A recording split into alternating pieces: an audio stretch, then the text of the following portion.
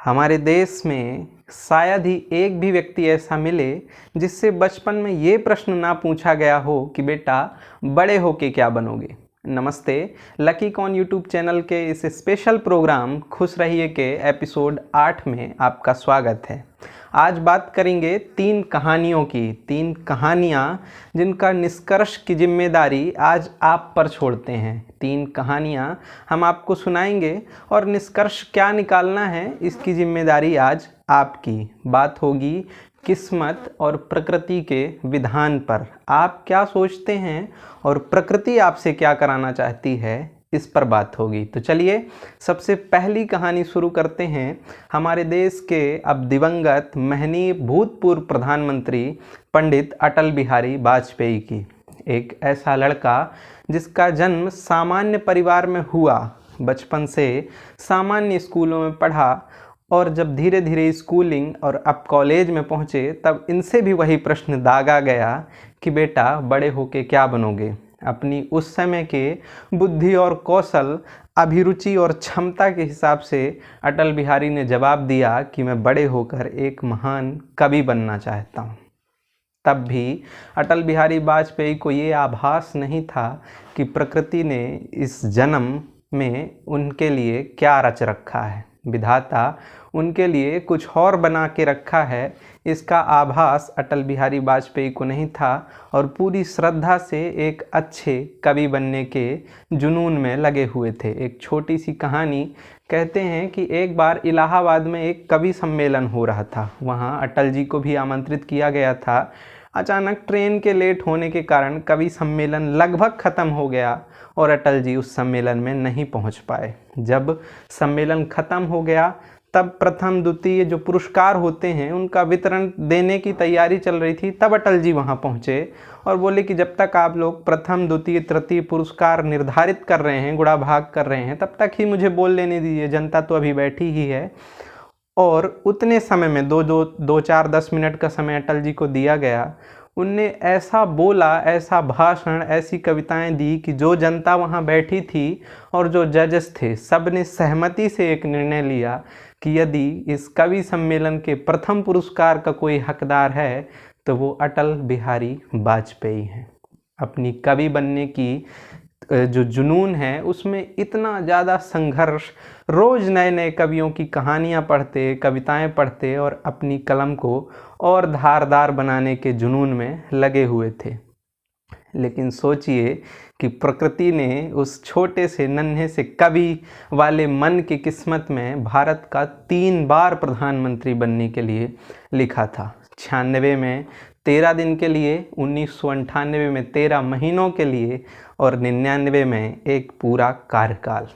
अब हम बात करेंगे हमारे देश के भूतपूर्व राष्ट्रपति डॉक्टर APJ अब्दुल कलाम के बारे में। आप सब इनकी कहानी, जीवन परिचय से परिचित हैं, लेकिन आज हम बात करेंगे किस्मत और आपके एपिसोड में एक महत्वपूर्ण कहानी के ऊपर। इनका जीवन में एक सपना था जब ये छोटी उम्र में थे कि मुझे सिर्फ पायलट बनना है। NDA की परीक्षा की घनघोर तैयारी की और परीक्षा देने चले गए हरिद्वार, ऋषिकेश में परीक्षा हुई और NDA के परीक्षा जो प्रक्रिया के मुताबिक रिज़ल्ट तुरंत बता दिया जाता है। शाम को रिज़ल्ट आया और बता दिया गया कि आपका सिलेक्शन NDA में नहीं हुआ है। उदास मन के साथ गंगा के किनारे अब्दुल कलाम बैठे थे, स्वामी शिवानंद के आश्रम के पास।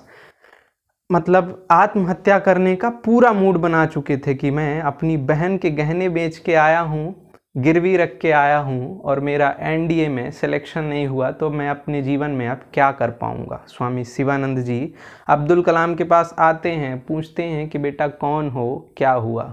अपना ज्ञान जो भी उनने सीखा था उस मासूम बच्चे को समझाते हैं कि कोई भी सफलता या असफलता लास्ट नहीं होती है। यदि आप असफल हो गए हैं तो फिर से प्रयास कीजिए, सफल होंगे, और यदि आप सफल हो गए हैं तब भी और प्रयास करते रहिए, आप और सफल होंगे।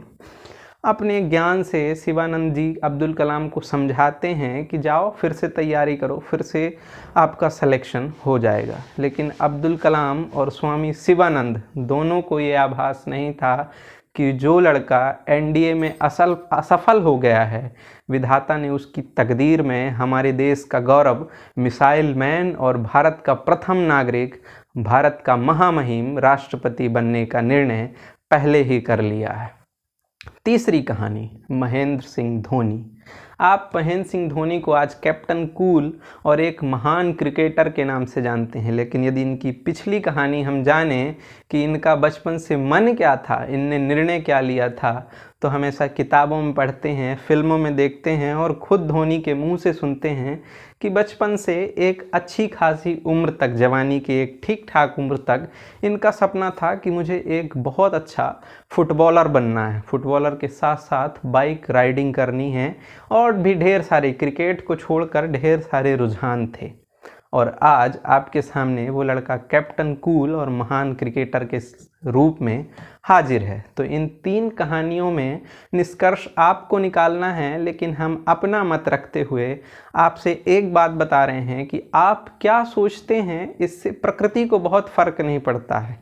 प्रकृति ने आपके लिए क्या सोच के रखा है, प्रकृति आपको कहाँ ले जाना चाहती है, प्रकृति आपको क्या बनाना चाहती है, आपसे क्या कराना चाहती है, ये महत्वपूर्ण है। चलते चलते हमसे उलट सोचने वालों के लिए इस बात का, इस तथ्य का दूसरा पहलू भी सामने रख देते हैं। ये तो एकदम तय बात है कि आप क्या सोचते हैं, प्रकृति को इससे फर्क नहीं पड़ता, जो उसे कराना है वही कराएगी। लेकिन आप जो करना चाहते हैं, यदि आप पूरी शिद्दत से करेंगे और आपका सच में 100% दिया गया है उस काम के लिए, तो आपका ज़रूर वो काम भी सफल होता है। उदाहरण, अटल बिहारी वाजपेयी की हमने बात की, निश्चित भारत के 3 बार प्रधानमंत्री बने, लेकिन आज हम उन्हें एक महान कवि के नाम से भी जानते हैं, जो कि उनका बनने का मन ही था। दूसरी बात, अब्दुल कलाम जी की, भले ही हम आज उन्हें मिसाइल मैन और भारत के भूतपूर्व राष्ट्रपति के नाम से जानते हैं, लेकिन जब बचपन में उन्होंने ठाना था एनडीए में जाने की, एक पायलट बनने की,